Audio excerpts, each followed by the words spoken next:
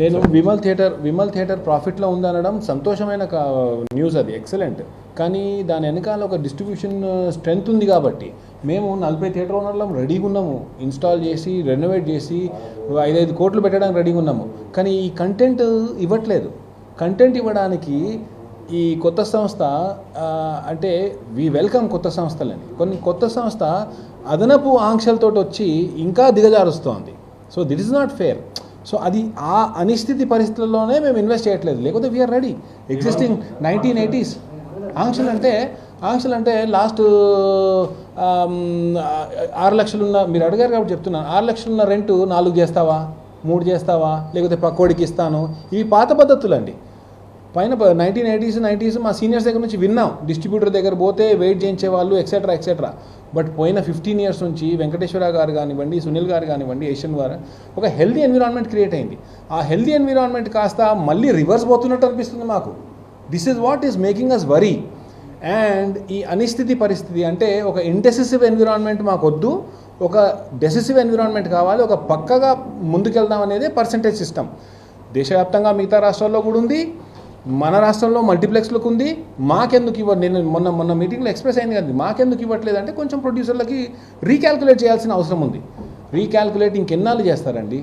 పోయిన 2-3 years నుంచి అడుగుతున్నాం. అయితే ఈ టాపిక్ ఎక్కడ కన్వర్ట్ అవుతుంది? పెద్ది మీదికి అంటున్నారు, హరిహర వీరమల్ల అన్నారు. దానికన్నా ముందు అన్ని పెద్ద పేర్లు చెప్పి మా నోర్లు నొక్కేస్తున్నారు అని మాకు అనిపిస్తుంది క్లియర్గా. We're ready to wait, but we also know, మాకు ఆల్సో తెలుసు ఇది సొల్యూషన్ ఇవ్వరు వాళ్ళు. అంటే వాళ్ళు వీళ్ళని కాదు, అందరం సేమ్ టీమే. బట్ మా బాధ చెప్తున్నాం, ఇది పోస్ట్పోన్ అవుతానే ఉంది. సో ఒక స్టేజ్కి వచ్చిన తర్వాత ఇంకా అది అంతే కదండి. ఒక స్టేజ్ వచ్చిన తర్వాత తెగింపు వస్తుంది. ఆ తెగింపు స్టేజ్ వచ్చింది. ఎందుకంటే మాకు కోవిడ్ నేర్పించింది, we're ready to close right now. 6 months also we're ready to close. So ఎవరిని ఉద్ధరించడానికి క్లోజు? మా బాధ చెప్పుకోలేక రెవెన్యూస్, మాకు రావాల్సిన రెవెన్యూస్ ఇంకెట్ట పోతున్నాయి. మన తోటి మల్టీప్లెక్స్ ప్రసాద్ ఐమాక్స్ గారు ఇవ్వండి, వి వెల్కమ్, ఎక్సలెంట్. కానీ అక్కడ వచ్చే కలెక్షన్ ఒక 70 లక్షలు వస్తే వాళ్ళకి ఇచ్చేదేంటి? ఇక్కడ సంధ్యాలో సుదర్శన్లో వచ్చే 70 లక్షలకు మాకు ఇచ్చేదేంటి? Very very meagre. మాది 10% కన్నా తక్కువ. So they want to continue that. మీకు చాలామందికి ఆడియన్స్కి కానివ్వండి, it's not a matter of interest, ఇది ఇంటర్నల్లీ బిజినెస్ స్టాటిస్టిక్స్ కాబట్టి. కానీ మీరు విలేకరులు, మీరు యాక్చువల్లీ దీనిలో బట్టి దిగాలి. యాక్చువల్లీ లెస్ దెన్ 10% సార్ మాకు వచ్చేది. 8%, 4%, అది కూడా కాంపిటీషన్ పెట్టి ఇంకా ఎట్లా తగ్గిద్దాం అనే బిజినెస్ లెవెల్లోకి అయిపోయింది. మేము అడుక్కునే లెవెల్కి అయిపోయింది. It is not correct, it's not fair at all. ఇది మనం ప్రొడ్యూసర్స్ కానీ మిగతా ప్రొడ్యూసర్స్ కానీ ఆలోచించాలా. అంటే నేను లార్జర్ ఇంట్రెస్ట్గా మాట్లాడుతున్నాను. సో మొన్న మీటింగ్ని కొంచెం మీరు మాట్లాడుతా అంటే చెప్పండి సార్. ఇలాంటి కుంటి సాకులు ఆల్రెడీ చాలా విని విసుగెత్తి బోర్ కొట్టి బ్రతుకు తెరువు లేక ఈ సిచ్యువేషన్కి వచ్చాం. ఇది ఆల్రెడీ విన్నాం.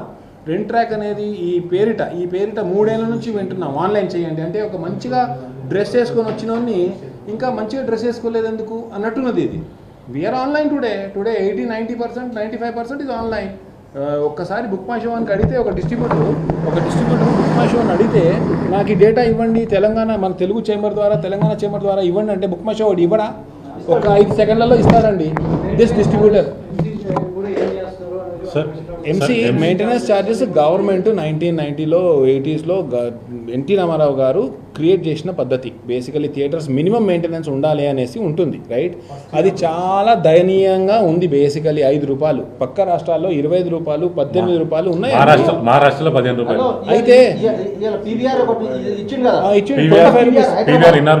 ఇన్నార్బిట్ మాల్లో పిఎక్స్ఎల్ స్క్రీన్ ఒకటి తీసుకున్నారు.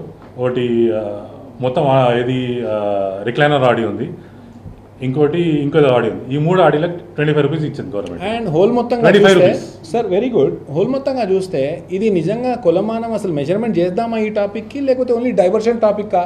యాక్చువల్లీ డైవర్షన్ టాపిక్కే. ఆల్మోస్ట్ 90 మందికి అందరికీ తెలుసు. ఇది మెయింటెనెన్స్ అంటే ఇప్పుడు ఒక షాప్కి పోతామండి, డబ్బులు ఇచ్చి సామాన్ తెచ్చుకుంటాము.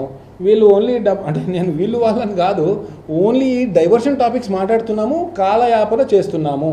ఇది చూసి మేము సర్వైవ్ అవ్వలేకపోతున్నాం బ్రదర్, అదే అడుగుతున్నాము. అంటే థియేటర్లో రన్ చేయడం ఇబ్బందికరంగా ఉంటే నష్టపోతే వదులుకోవచ్చు కదా. నా వదులు అది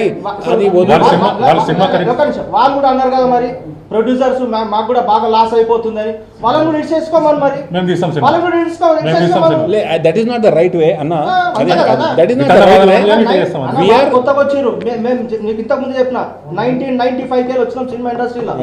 35 ఇయర్స్ అయిపోయింది. మేము అందరం ఈయన కానీ నేను కానీ ఈయన కానీ ఈడ కానీ ఇంకా కుండలందరూ 35 ఇయర్స్ అయిపోయింది సినిమా ఇండస్ట్రీ. అది ఒక జవాబు అయితే సార్, అదొక జవాబు అయితే, ఇంకో జవాబు మేము చనిపోయే ముందు కొన్ని మరమ్మతులు చేసుకొని బతుకుతామని ఆశిస్తున్నాము. దానికి మీరు ఎందుకు అలౌ చేయరు? అంటే మీరు నష్టాల్లో ఉన్నారు అనేసి అంటే చెప్పొద్దా? వీఆర్ టెలింగ్ ఎందుకు నష్టాల్లో ఉన్నామండి. మేమన్నా మార్స్లో జూపిటర్లో ఉన్న విషయాలు చెప్తున్నామా? మన తోటి మల్టీప్లెక్స్లో ఇచ్చే పర్సంటేజ్ అడుగుతున్నాము, పక్క రాష్ట్రాల్లో ఉన్న సింగిల్ స్క్రీన్స్కి ఇచ్చే పర్సంటేజ్ అడుగుతున్నాం. We have not created something knew that మీరు ఇంత బంద్ చేసుకోండి అనడం అయితే వెరీ వెరీ బ్యాడ్.